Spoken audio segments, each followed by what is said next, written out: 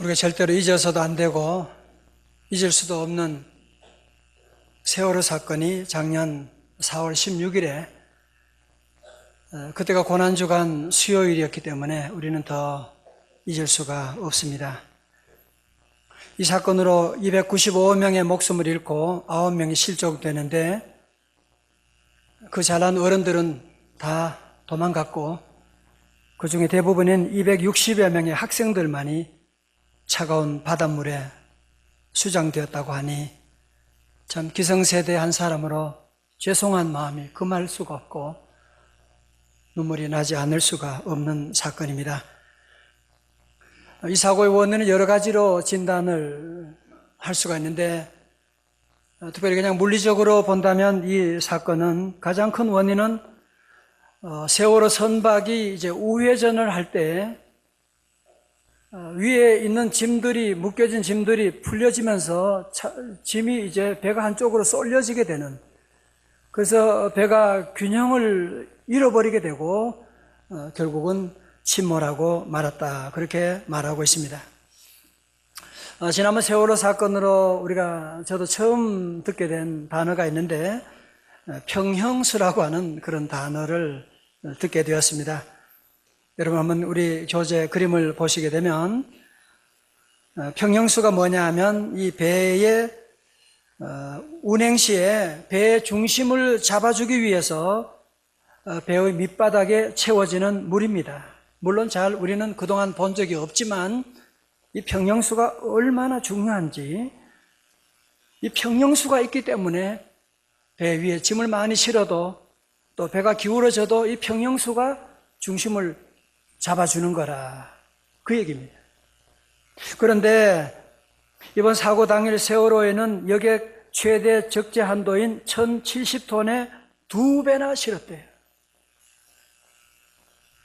그리고는 배 무게를 줄이기 위해서 어떻게 배 중심을 잡아주는, 균형을 잡아주는 평형수의 물을 뺐는데 얼마나 뺐느냐? 거의 3분의 1을 빼버린 거예요. 3분의 1밖에 남지 않았던 겁니다. 그러니까 배가 우회전하면서 기울어지니까 중심을 못 잡으니까 결국은 침몰하고 말게 되었다라고 하는 결과가 나오게 된 것입니다. 성도 여러분, 이 평형수라고 하는 것이 배에만 필요한 것입니까? 배에만 풍랑이 있나요? 우리가 사는 우리 인생에도 수많은 풍랑들이, 지난주만 해도 얼마나 많은 풍랑들이 우리에게 찾아온지 모릅니다. 그래서 우리 개인이나 우리 가정에도 늘 이 보이진 않지만 이 평형수를 여러분이 잘 지켜나가고 이 평형수를 빼면 안 되는 겁니다. 사람은 저마다 다 문제가 다 있지요. 그렇죠? 문제 때문에 망하는 게 아닙니다. 배가 우회전한다고 해서 넘어지는 게 아닙니다. 평형수가 부족하기 때문에 넘어지는 거예요. 우리 인생에 문제가 많다고 해도 여러분이 신앙의 평형수를 빼지 않고 여러분이 신앙을, 믿음을 지켜나가게 되면 아무리 풍랑이 와도, 아무리 오른쪽으로 기울고 왼쪽으로 기운다고 해도 그 인생의 배는 넉넉히 항해해 나갈 수가 있을 것입니다. 할렐루야. 오늘 여러분들이 엘리 제사장의 가정을 보게 되면 평형수가 빠지다가 거의 이제는 다 빠져버린 가정입니다. 우리가 지난주에 함께 보았지만 엘리의 가정의 홈리와 비느하스가 제사장이었음에도 불구하고 저들은 하나님의 성전의 예물을, 제물들을 우습게 여기고 음식 중독에 빠지고 나중에는 성 중독에 빠지게 되고 이제는 완전히 하나님의 사람으로서의 모습을 저버리게 되는, 그래서 오늘 본문의 말씀 가운데는요, 이름 없는 한 선지자가 엘리 제사장을 찾아옵니다. 그러면서 얘기하는 거예요. 내가 너를 특별하게 만민 가운데 택하고 그 가운데로 제사장으로 구별해서 세웠는데 28절에 제사장의 특별한 특권은 무엇이냐? 에봇을 입고 제단에 올라가서 분향하며 모든 화제물을 음식으로 주지 않았느냐. 그러면서 말씀하는 것이 무엇입니까? 문제의 자녀 뒤에 문제의 부모가 있었구나. 그 점을 지적하고 있는 거예요. 2장 29절의 말씀입니다. 우리 또박또박 같이 읽어요. 시작. 너희는 어찌하여 내가 내 처소에서 명령한 내 재물과 예물을 밟으며 네 아들들을 나보다 더 중히 여겨 내 백성 이스라엘이 드리는 가장 좋은 것으로 너희들을 살찌게 하느냐. 아멘. 첫 번째로 엘리 가정은 제사를 무시했습니다. 예배를 무시했습니다. 하나님께 드리는 예배, 제사, 예물, 마치 돼지가 자기 먹을 죽을 그냥 발로 밟는 것처럼 하나님의 교회 예배를 우습게 여기고 제물을 발로 밟아버리는 그런 못된 일을 하고 있다는 겁니다.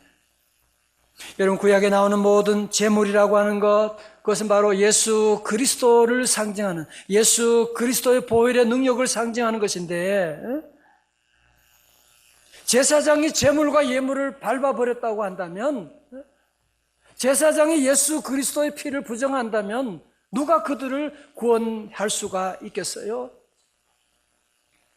히브리서 10장 29절에 하물며 하나님의 아들을 짓밟고 자기를 거룩하게 한 언약의 피를 부정한 것으로 여기고, 다 같이 계속해서요, 은혜의 성령을 욕되게 하는 자가 당연히 받을 형벌은 얼마나 더 무겁겠느냐 너희는 생각하라.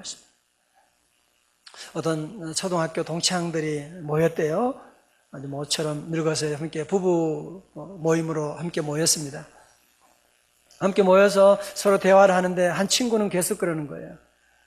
자기 부인과 함께 하면서 부인에게 honey, my darling, 자기야, 계속 그러는 거예요. 사람들이 닭살 돋는다고 너 왜 그러냐고 그러니까, 그래서 한 친구가 물어봤어요. 너 안 그러더니만 너 부인 보고 왜 그렇게 중년도 지나서 늙어가지고 왜 계속 닭살 도는 소리 계속 하냐 물어보니까 이 친구가 그러는 거예요.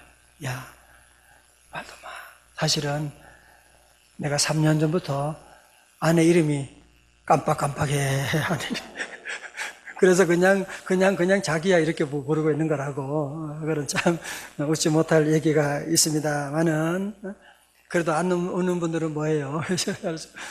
여러분, 우리 교회 안에 잘 보세요. 우리가 여러분이 오늘도 원근 각처에서 이 복잡한 교통 환경 가운데도 주님의 전에 나오는 거, 왜? 예수님 믿고 나오는 것이지. 예수님 높이기 위해서 나오는 것이고. 그런데 교회 다니면서도 예수님의 이름을 잘 모르겠는데, 그러면 안 되는 거죠. 그죠? 아무리 신학 박사라고 할지라도 예수님의 이름을, 십자가의 공로를 무시하고 믿지 못한다고 하면 그것은 바로 재물을 발로 밟는 것과 다름이 없는 것이 아니겠습니까? 오늘 저는 아까 우리 2부 예배 끝나고 어떤 남자분이, 중년의 남자분이 제갈실에 와서 그런 얘기예요. 등록 같은 거 안 한다고. 그래서 이름 좀 이름도 안 쓰겠다고. 전화번호도 처음에는 주지도 않고. 그러면서 이분이 그래요. 자기는 작년 10월부터 우리 교회를 나왔대요. 10월부터 자기는 한 번도 예배 안 빠져요. 자기는 믿음이 너무 없대요. 나는 믿음이 하나도 없고, 나는 믿음이 없고, 나는 그래도 작년 10월부터 교회 나오는데 주일이 막 기다려지고 한 번도 안 빠졌대요. 그래서 그 교회 나온 다음부터 담배를 다 끊어버렸대요. 담배를 다 안 끊고 술도 이제는 안 마시고 아주 큰 일을 하시는 분인데, 그런 간증을 하면서 자기는 믿음이 하나도 없대요. 믿음 없는 분이 어떻게 주일이면 꼭 오고, 어떻게 담배도 끊고, 어떻게 믿음 안에 새로운 삶을 살겠어요? 누구든 주님의 전에 오게 되면 주의 보혈의 놀라운 능력이 임하는 줄로 믿습니다. 주의 보혈 능력이 또다 주의 피 병고침 받게 돼 믿으오. 주의 보혈 그 어린 양의 매우 귀중한 피로다. 엘리 가정의 두 번째 문제는 자녀가 무엇이었느냐? 자녀가 우상이었습니다. 29절 하반절에 보니까요, 내 아들들을 나보다 더 중히 여겨 내 백성 이스라엘이 드리는 가장 좋은 것으로 너희들을 살찌게 하느냐? 어찌하여 그런 말씀이 나오죠. 여러분, 여기서 중히 여겨라고 하는 말은 히브리어로 제가 사전을 보니까요, 카바드라고 하는 단어. 그 뜻은 뭐냐면은 무게가 무겁다라고 하는 거예요. 그래서 영어 성경을 보니까, NIV를 보니까 영어 성경에는 honor 이렇게 나와 있어요. 존중하다 그렇게 나와 있습니다. 무슨 얘기예요 지금? 우리가 하나님 여호와를 존중히 여기고 부모님을 공경해야 되는데, 이 가정은 이상하게 아버지가 자녀를 존중히 여기는, 혹시 여러분 그런 가정 없으세요 혹시? 자녀가 너무너무 귀해가지고 너무 아이를 honor 하는, 존경하는, 존중하는 그런 일들이 이 가정에 일어나게 된 것이거든요. 다시 말해서 이 가정은 자식 사랑하는 무게가 하나님 사랑 무게보다 더 나가게 되는, 그러니까 평형이 깨어져 버리게 된 거예요. 평형이 깨어져 버리게 된 거예요. 물론 자식 사랑이 나쁜 게 아니죠. 자식 사랑해야 되죠. 여러분, 그렇지만 자식 사랑이 주님 사랑의 무게보다 더 나가게 되면 균형이 깨어져 버리게 되는. 여러분, 이 엘리 제사장은 아들들이 도를 넘어서는 그런 못된 짓을 하는데도요, 3장 13절 하반절에 보면 야단을 안 쳐요. 자기 아들들이 저주를 자청하되 아주 망할 길을 가는데도 불구하고 오냐 하고 금하지 아니하였더라. 다시 말해서 뭐예요? 이들은 하나님을 존중히 여기는 것이 아니고 자녀를 존중히 여기는, 다시 말해서 자녀가 저들의 우상이었다고 하는 것입니다. 자식이 문제가, 자식을 위해서라면 교회고, 자식 위해서라면 부모님도 가만히 계세요. 좀 부모님, 할머니, 할아버지 가만히 계시고, 자녀를 우상으로 섬기는 가정. 여러분 잘 보십시오. 여러분, 자녀를 우상으로 섬긴다, 너무너무 사랑한다, 지나친 사랑에는 독이 있는 걸 여러분이 아셔야만 합니다. 헨리 목사님이 쓴 그 간증인데, 하나님의 음성에 응답하는 삶이라는 책이 있습니다. 이 목사님이 젊어서 처음 교회 목회를 하면서 한 젊은 가정을 신방을 하게 됐어요. 갔는데 그 집에 아이가 하나 있는데, 얘가 너무너무 이쁘긴 한데 계속 그냥 떠들고 왔다 갔다 하고 아주 지 멋대로 노는 거예요. 나중에 알고 보니까 그 집에 너무 손이 귀한 애라서 할머니, 할아버지가 너무너무 귀하게 여기는 거예요. 엄마, 아빠도 애를 너무너무 귀하게 여기는 거예요. 그런데 하루는 이 아이가 문 밖을 나가서 밖으로 나가는 거예요. 엄마가 그래서, 야, 너 밖에 나가면 안 돼. 뛰어나가면 안 돼. 집에 빨리 들어와. 그러니까 조그만 애가 엄마를 뒤로 돌아보면서 싱긋 웃고는 그냥 뛰어나가 버리는 거예요. 그러다가 달려오는 차에 부딪혀가지고 그 자리에서 세상을 떠나게 되고, 목사님이 그 아이를 가슴에 품고 예배를 집례하면서 눈물을 흘리면서, 자녀의 지나친 사랑, 그건 사랑이 아니구나 라고 하는, 불순종이 얼마나 잘못된 것인가를 그분이 깨닫게 되었나라고 하는 그런 간증을 하는 것을 보게 되었습니다. 저도 그런 일들이 참 많이 있어요. 자녀 4명 키우면서 그때는 내가 자녀 사랑한다고 결정한, 분명히 자녀를 위한다고 했는데 돌아보니까 잘못된 결정이었어요. 아빠가 미안해. 미안. 우리 그럴 때가 많잖아, 그죠? 자녀 위해서 한다고는 했지만 여러분, 그래서 우리 인간의 사랑은 자녀를 사랑하지만 지나친 사랑에는 독이 있고, 그래서 지나친 사랑을 받은 자녀들이 보면 전부 다 나중에는 폐인이 되어 나가는 것을 우리가 다 잘 알고 있지 않습니까? 여러분, 그 아브라함을 보십시오. 그는 100세 얻은 아들 이삭, 얼마나 귀엽겠어요, 그치? 정말 눈에 넣어도 아프지 않는 그런 아들이었는데 하나님께서 그를 모리아 산에서 바치라고 하는 말씀을 듣고 어떻게 해요?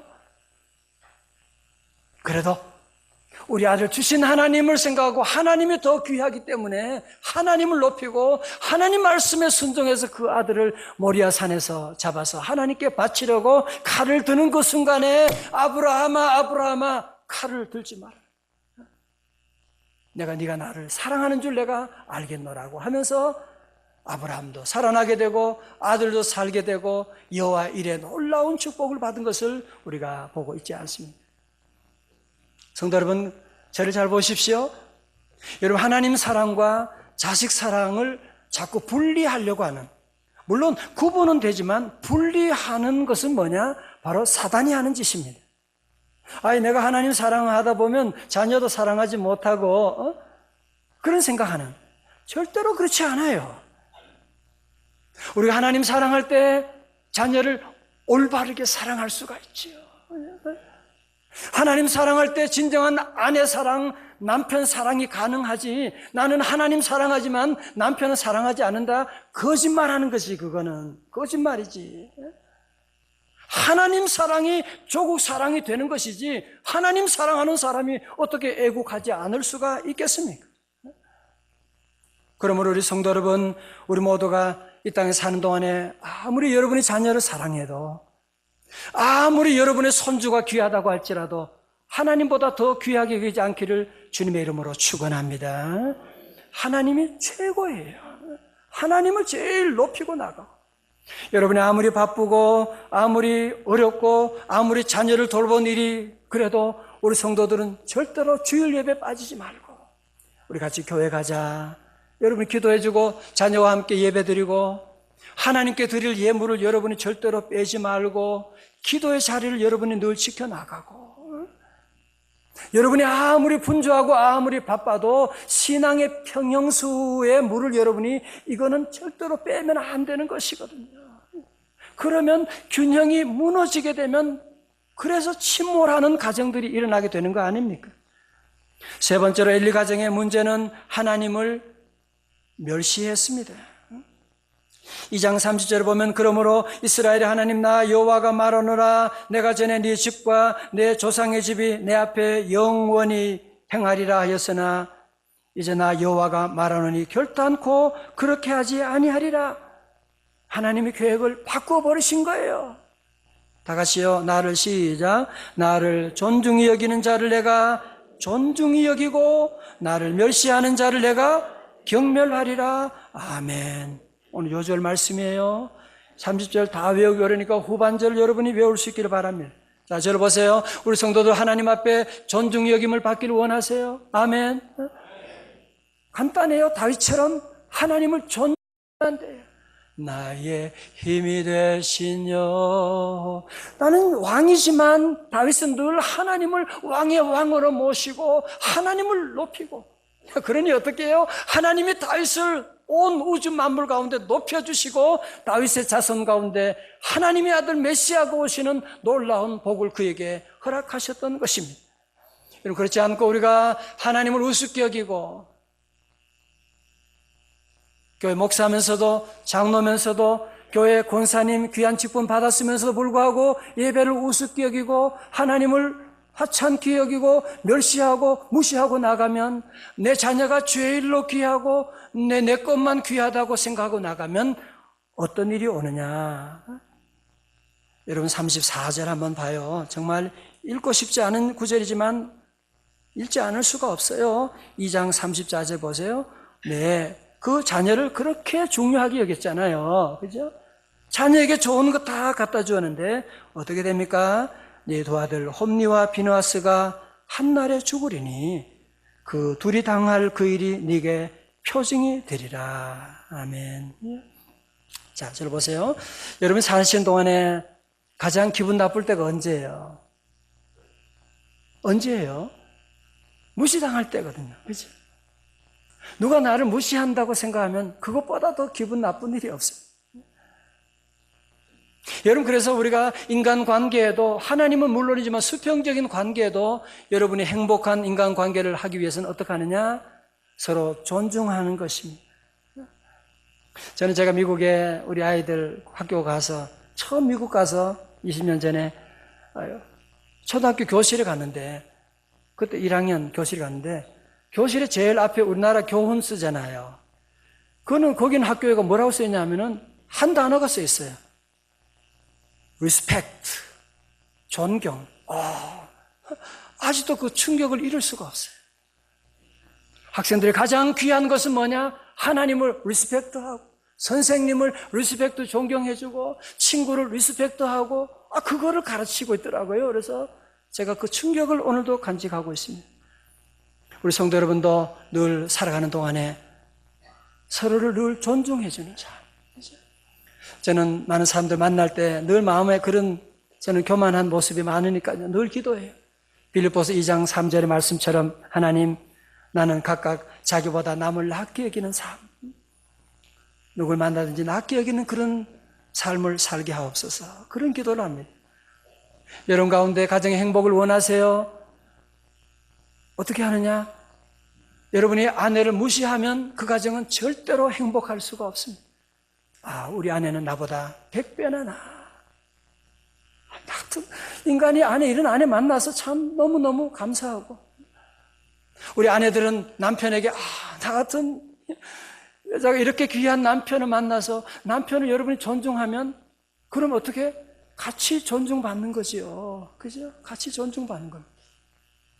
어떤 집에 가장이 회사에서 해고를 당했어요. 큰일 났잖아요. 남편이 참 자존심도 상하고 너무너무 참 집에 들어가고 싶지도 않고 너무 속상하고, 그런데 그때 아내가 찾아와서 얘기합니다. 여보, 당신이 그동안 얼마나 일해서 수고해서 우리 가족이 이렇게 행복하게 잘 살고, 그동안 당신이 너무너무 수고했잖아. 너무너무 감사하고, 하나님 잠깐 쉬라고 하는 시간이니까 좀 쉬면서 재충전하고, 그러면 또 좋은 일이 열릴 거야. 자기 화이팅. 그러니 남편이 마음속에 자존감이 높아지는 거예요. 그러면서 웃으면서 밖에 나가 자기 그동안 공부하고 싶었던 컴퓨터를 공부하게 되는 거예요. 컴퓨터를 공부해가지고 자격증을 따게 되고, 자기 제2의 직장을 열어서 잘 먹고 잘 살았다. 그런 적이 있어요. 근데 또 한 집에 또 같은 일이 있었어요. 남편이 해고를 당했어요. 아내가 그래요. 내가 네 그럴 줄 알았다. 그럴 줄 알았다. 잘릴 줄 알았어. 그래, 이렇게 잘리면 아이들은 어떻게 키우고 뭘 먹고 살고 앞으로 당신 어떻게 할 거야? 어떻게 할 거야? 그러니까 남편이 안 그래도 자존감이 무너졌는데 아내가 그러니까 할 말도 없고, 그런 아내와 사는 것보다는 차라리 집을 나가는 게 낫겠다. 그래서 노숙자가 되었고, 그 부인은 노숙자 마누라가 되었더라. 그런 이야기가 있습니다. 여러분, 우리 모두 함께 서로 존중하는 가정 다 되시기를 축원합니다. 존중하면 뭐가 와요? 존중이 오지요. 그죠? 남을 멸시하면 뭐가 와요? 멸시가 오는 거지. 그래? 다 주고받는 거 아니에요. 여러분, 하나님과 관계 속에도 가장 귀한 것은 뭐냐? 존중이 여기는 거. 존중이 여기는 것은 하나님을 높이는 거. 여러분, 그래서 찬송이 귀한 거예요. 주님 앞에 나와 찬양하고 주님을 높이고 주님을 사랑하고 나가는, 잠언 4장 8절에 말씀합니다. 그를 높이라, 그리하면 그가 너를 높이 들리라. 만일 그를 품으면 그가 너를 영화롭게 하리라. 사무엘상 2장 30절 하반절에 요절 뭐예요? 나를 존중히 여기는 자를 내가 어떻게 하고? 존중히 여기고, 나를 멸시하는 자를 내가 경멸하리라. 결국은 여호와 하나님을 경멸하는, 예배를 경멸하는 자들, 하나님은 그들에게 주었던 모든 제사장권을 박탈하게 되고, 하나님을 존중히 여기는 그들에게 하나님의 제사장권이 이어가게 되는데, 그게 2장 35절에 나오죠. 내가 나를 위하여 충실한 제사장을 일으키리니 그 사람은 내 마음 내 뜻대로 행할 것이라. 내가 그를 위하여 견고한 집을 세우리니 그가 나의 기름 부음을 받은 자 앞에서 영구히 행하리라. 뭐예요? 이제 엘리 시대는 지나간다는 거예요. 그리고 사무엘의 시대가, 다윗의 시대가 도래할 것을 여기서 예고하고 있는 것입니다. 우리 사랑하는 교회 여러분, 저를 마무리 한번 다 보십시오. 여러분, 하나님께서 분명히 한 선지자를 보내서 엘리에게 이런 얘기하는 이유가 뭐겠어요? 이런 경고를 하는 이유가 어디 있겠습니까? 아마 여러분 이런 경고를 받았다면 우리는 어떻게 해야 돼요?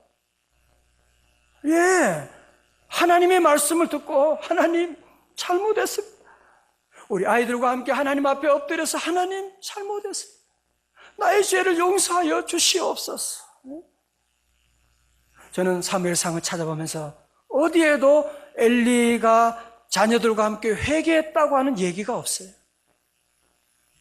사무엘상 다음 장에 보면 또 사무엘을 통해서 같은 말씀을 반복하고 있습니다. 그래도 회개 안 해요. 회개 안 해요. 신앙의 평영수가 빠져나가는데도 불구하고 채울 생각을 안 하고 결국은 그 인생의 가문이 기울어져서 침몰하게 되는 일이 다가오게 됩니다.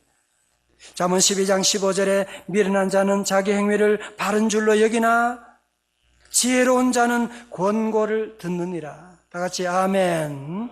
그래서 어리석은 자는 자기가 그 일을 당하면서도 왜 이런 일이 왔는지를 몰라요. 그러나 지혜로운 자는 남이 당하는 아픔을 보면서도, 세월호 사건을 보면서도 하나님의 음성을 듣고 평형수는 절대로 빼면 안 되는 것이구나 깨닫게 되는 거죠. 지난주 금요일 대신방을 마치고 9시가 넘었는데 전화가 계속 오는 거예요. 그래서 전화를 이제 받았는데, 우리 교회도 아니고 다른 교회 교인인데, 제 전화번호를 어떻게 알아가지고 전화를 이제 물어가지고 이렇게 교회로 연락해서 이렇게 전화를 했는데, 사연이 왜 그러냐 하면, 그분의 조카가 나이가 39살 되는 조카가 있는데, 간암으로 세상을 떠나게 돼서 일산에 장례식장이 있는데, 목사님 조금 가셔서 꼭 좀 기도해 주셨으면 좋겠어요. 예배 드려줬으면 좋겠어요. 그런 부탁을 하는 거예요. 당연히 가죠. 우리 교회는 아니라고 제가 안 갑니까? 가서 그곳에 가서 예배를 드리는데 보니까요, 그분이 39살이고 한 달 전만 해도 회사에 열심히 다녔대요. 한 달 전까지도 서울의 가장 유명한 병원에 한 달 전에 입원했는데 수술도 못하고, 그리고 한 달 만에 세상을 떠나고, 그의 부인이, 젊은 부인이 울고, 그리고 9살 나는 그 아이가 이름도 기억이 나요. 울면서, 지도 울면서, 엄마가 우니까 계속 수건 가지고 엄마 눈물을 닦아주면서, 엄마 괜찮아? 엄마 괜찮아? 그리고 6살 나는 또 딸아이가 함께 있어서 예배드려주고, 어제 장례식도 집례해주고, 참 너무 가슴이 아픈, 진작 이분들이 예수님을 만나고 말씀 듣고 건강을 챙기고 그렇게 살았다면 이런 일은 없었을 텐데 하는 그런 아쉬움이 있게 되고, 저도 이제는 목회 제대로 해야 되겠구나 그런 생각을 많이 하고 돌아오게 되었습니다. 사랑하는 명성의 가족 여러분, 우리가 함께 이렇게 예수님 믿고 주일날 주님의 교회 와서 찬양 올려드리고 말씀 듣고, 이것이 여러분이 얼마나 놀라운 축복인지 아세요? 이것이 우리에게 거저 준 것이 아니라 하나님의 놀라운 은혜인 줄로 믿습니다. 이제 우리 추운 겨울이 다 지나가고 따뜻한 봄날이 오고 있습니다. 지난 주간까지만 해도 꽃샘 추위가 봄이 오는 것을 시샘하면서 못 오게 하려고 아무리 그랬지만 봄은 오고 있는 것입니다. 여러분 가정에도 지난 겨울도 추웠지만 경제적으로나 가정적으로 힘든 일이 많이 있었습니다. 그러나 주님이 우리와 함께 하시게 되면 여러분 가정의 모든 어떤 어려움도 어떤 추위도 예수 이름으로 다 지나갈 줄로 믿습니다. 우리 모든 성도들은 여러분 가정이 어렵고 힘들고 어려워도 아무리 문제가 많다고 할지라도 우리 안에 신앙의 평형수, 다른 거는 양보해도 이 신앙만은 여러분이 양보하면 안 되는 것이거든요. 이 신앙의 평형수 물 빼면 안 되는 것이거든요. 사실 어떤 면에서 요즘은 사는 게 너무너무 힘들기 때문에 그래서 우리는 이 평형수를 더 잘 챙겨야만 하는 것입니다.